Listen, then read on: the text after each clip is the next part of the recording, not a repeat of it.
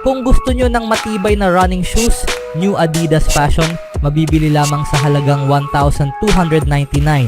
I-click lamang ang link sa comment section.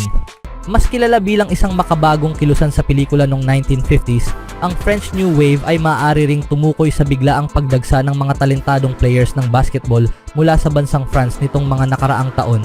Sinusundan ang landas na tinahak ng number 1 pick nung nakaraang taon at reigning Rookie of the Year na si Victor Wembanyama. Inaasahang mapipili si Tidjane Salaün sa lottery. Ang top 2 picks ay maaari ring maging mga Pranses na sina Alexandre Sarr at Zaccharie Risacher. Ang huling dalawa ay nakatanggap na ng nararapat na atensyon, ngunit si Salaün, na naglaro para sa Cholet sa Betclic Elite, ang nangungunang dibisyon ng Pransya, ay nananatiling hindi masyadong napapansin sa kabila sa kanyang talento at profile na maaaring magpatuloy sa kanya bilang most accomplished sa kanilang tatlo. Para sa akin, si Tidjane ang pinakamahusay na prospect ng draft, sabi ni Theo Quintard, isang French journalist na sumubaybay kay Salaün sa Cholet. Sabihin natin na sa loob ng 10 taon, sa tingin ko si Tidjane ay maaaring maging isa sa mga pinakamahusay na players ng draft na ito dahil sa tingin ko marami pang maipapakita si Tidjane sa mundo, ang tunay niyang potensyal, marami pa siyang maaaring ma-develop.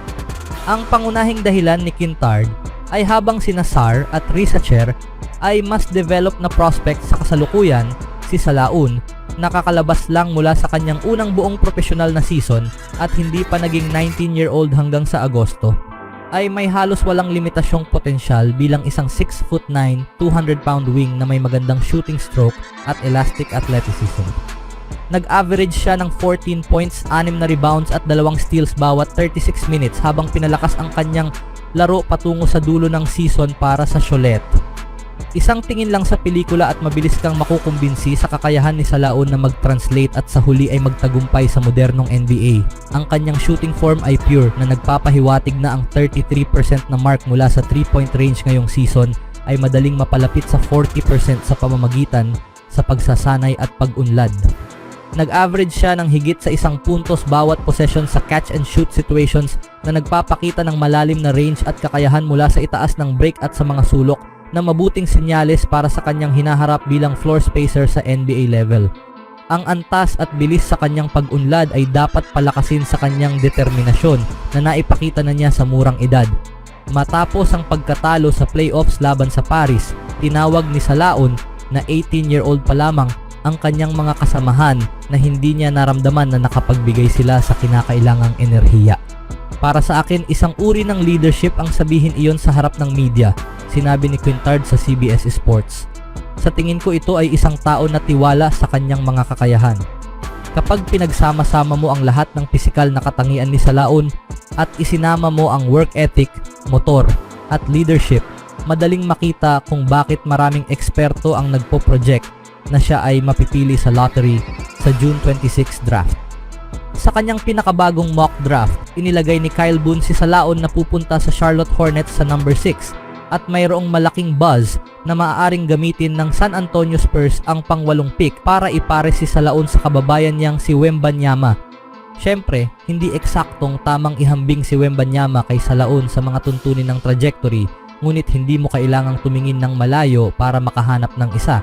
Noong nakaraang taon sa ganitong panahon, ang teammate ni Wembanyama sa Pransya, si Bilal Coulibaly, ay nagsimulang tumaas sa draft board sa katulad na paraan bago napili bilang number 7 overall ng Washington Wizards. Ano sa tingin nyo mga kaibigan? Nasasapawan na kaya sa mga international ang mga Amerikano? Sa ibang balita naman mga kaibigan, magho-host ang Dallas Mavericks sa Boston Celtics sa Game 3 ng kanilang serye sa Huwebes ng gabi sa American Airlines Center sa Dallas. Dominado ng Celtics ang unang 2 laro ng serye at nakatuon na sa isang series sweep, habang ang Dallas ay naghahanap lamang ng panalo upang makabalik sa serye. Kamakailan ay dominado ng Boston ang seryeng ito, nanalo sa bawat laban mula sa nakaraang 2 season. Sa 6 na sunod na panalo sa seryeng ito, tiyak na nasa kamay ng Boston ang kumpiyansa, ngunit makikita pa kung sapat na ito upang makuha ang isang hakbang papalapit sa titulo ng NBA. Dallas kailangan ng tagumpay sa bahay. Ang Dallas ay nakahanap ng paraan upang makuha ang mga panalo kapag kailangan nila ito sa playoffs, ngunit maaaring ito na ang kanilang pinakamalaking sandali. Babalik sila sa bahay na may pag-iisip na maaring ma-down sa 0-3 kung hindi sila makakakuha ng panalo sa larong ito na magiging isang pagkatalo na lamang mula sa pagtatapos ng season. May record silang 30-19 sa bahay ngayong season na isang kahanghangang marka lalo na laban sa mga kalidad na kalaban sa playoffs. Siguradong magiging maingay ang mga fans sa larong ito, ngunit kung sapat na ito para matalo ang pinakamahusay na team sa NBA o hindi, idagdag pa ang mental na epekto sa kanilang kakulangan ng tagumpay laban sa Boston sa nakaraang ilang season at isa pa itong tanong na kailangan nilang sagutin. Ang Mavericks ay may kalusugan na maasahan sa kanilang pagbabalik sa bahay.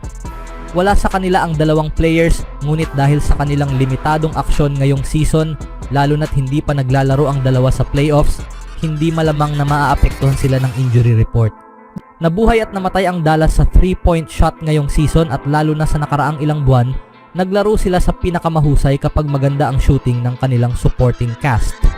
Si Luka Doncic ay laging nagdadala ng tagumpay ngunit patuloy na nakatutok ang mga mata kay Kyrie Irving, lalo na dahil sa kanyang kamakailang mga paghihirap laban sa kanyang former team.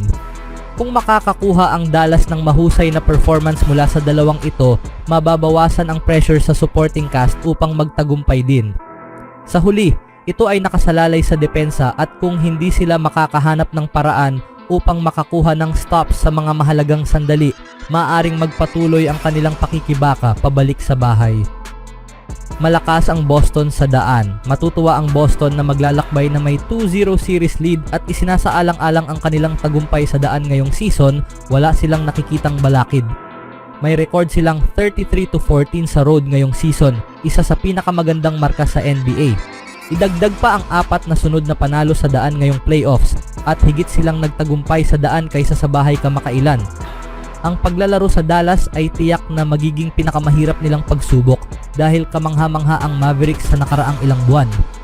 Sa kanilang kamakailang tagumpay laban sa Dallas sa nakaraang dalawang season, nais ng Boston na ipagpatuloy ang kanilang unbeaten run. Lahat ng mata ay nasa kalagayan ni Kristaps Porzingis habang papunta ang Celtics sa daan para sa Game 3. Matapos mawala sa karamihan ng playoffs dahil sa pinsala sa binte, nahirapan siya maglaro sa Game 2. Siya ay inilista ngayon bilang questionable para sa Game 3 at ang kanyang potensyal na pagkawala ay tiyak na makakaapekto sa direksyon ng larong ito. Ang Boston Celtics ay dominado ang kanilang mga kalaban sa buong season at lalo na sa playoffs, kung saan umaasa sila sa kanilang depth upang magtagumpay. Sa dami ng mga stars na nasa kanilang team, halos imposibleng malimit sila ng mga kalaban sa opensa. Idagdag pa ang kanilang pagsisikap sa depensa at hindi nakataka-taka na nahihirapan ng Dallas na magtagumpay. Kahit na si Jason Tatum ay nahihirapan na makahanap ng success, hindi ito nakaapekto sa performance ng grupo. Ang Boston ay nasa top 10 sa halos lahat ng kategorya sa opensa at kahit na sila ay maglalaro sa daan at posibleng wala ang kanilang star center, maituturing pa rin silang capable na makuha ang panalo. Ano sa tingin nyo mga kaibigan? Always do it on my own, so I gotta get through it. And the only thing I know is to love what I'm doing. Never give up, never slow, till I finally prove it. Never listen to the no's, I just wanna keep moving. Keep my head up when I act, head up, that's a fact. Never looking back, I'ma keep myself on track.